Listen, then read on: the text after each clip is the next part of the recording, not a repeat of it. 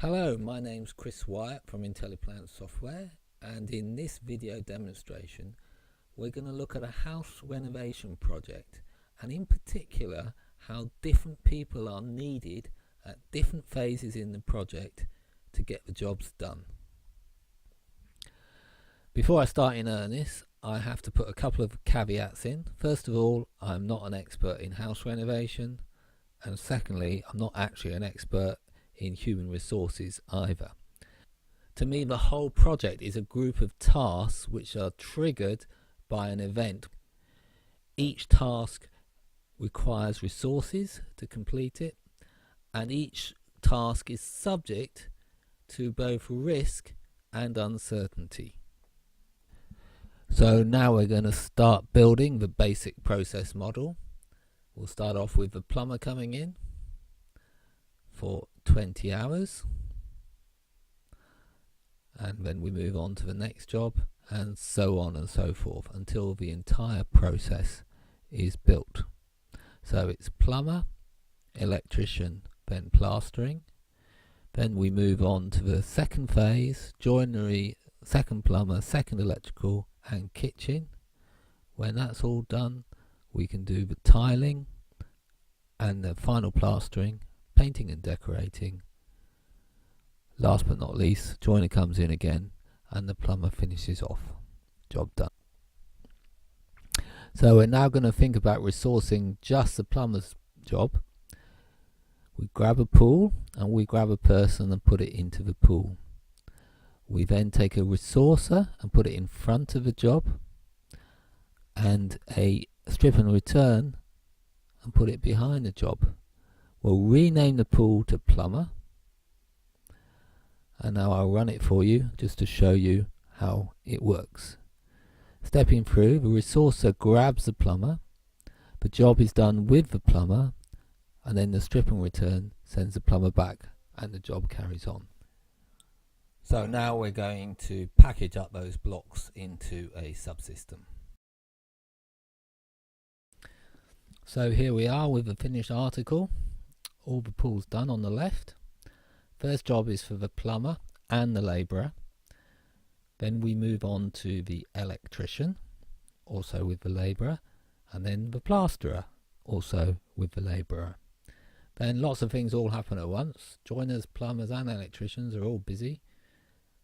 The joiner carries on doing the kitchen, and when that's all finished, a little bit of decorating, we patch the plaster, we do the tiling, then we do the decorating, and then finally the joiner and the plumber get their last jobs in. This kind of approach is perfectly fine when you've got large jobs and large teams. But when you've got a house to be renovated, you might have a dedicated small team and you might rely on people to have multiple skills. We're going to take a look at that now. So here's a single pool containing a number of individuals, and each individual has multiple skills. This one has a skill set of PLU for plumbing, PLA for plastering, and LAB for labouring. So here's a picture from the main process. We've done a little bit of additional work here. This time we've exposed a number of attributes which are used to drive the block. You can see here that this plumbing job requires a skill of PLU. It also requires a support person who is a LAB labourer. What we also have on this model is a system for booking people in and out of the project. So here's a time in and here's a time out. When we solve this, we get to this point. The plumber job has pulled in two people. One, the green one, has a skill of plumbing. The other has a skill of labouring. So at this stage, the project's using 3 people. There's 2 jobs going on, tiling and plaster patching. But interestingly, the system has selected the person who normally does plumbing to do the plaster patching, because if you look at the skill set there, plastering is included. It's great to be able to step through the project in that visual way, but we might want to be much more numerate in our approach.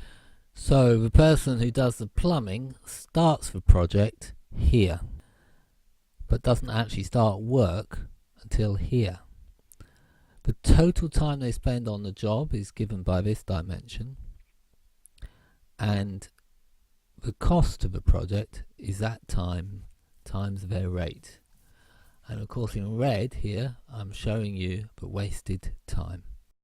Here are some key metrics for the plan: total staff cost, people movements, and job time. That's the elapsed time in calendar hours. How do you judge the overall performance of a job like this? Well, I'm a great believer in balanced scorecards. In this situation, we are saying that a cost of £1 scores -1. A movement of a person in or out of a project scores -200, and the elapsed job time scores -100 per hour.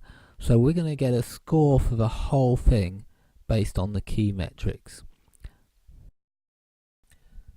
By careful attention to when people come in and when people leave the project, also on the skill mixes, we were able to improve the score by 15%.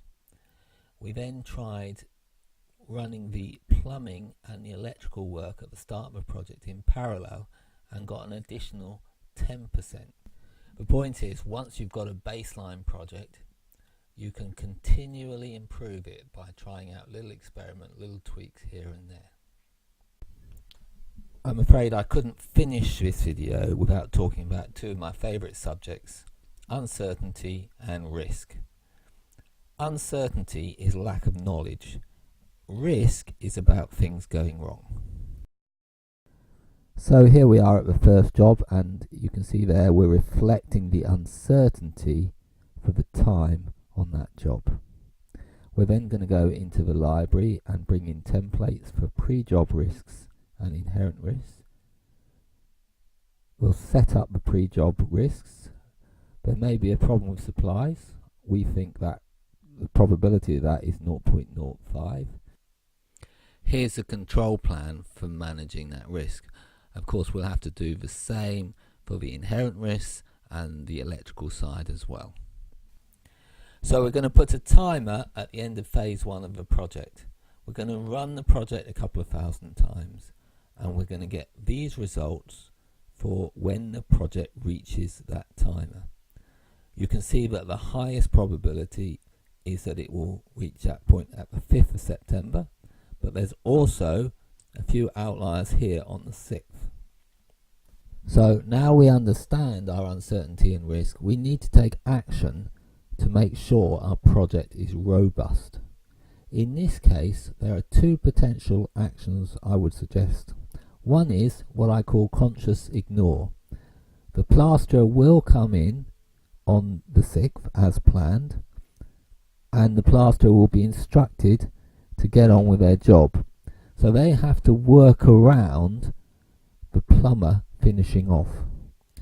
The second possibility is to put a gateway into the project. Basically hold the project back to make sure that the coast is clear for the plasterer when they come in. That's just about it. On the surface, this was all about house renovation, but in reality it was all about events, processes, resources and quantities modelled in time. We also started to look at uncertainty and risk and how to make our activity plan robust in the face of those things. If you can get everyone working together on these activity models, you will end up with much smoother project delivery, and I think you'll also get increased customer satisfaction. Anyway, that's me done. Thank you for listening.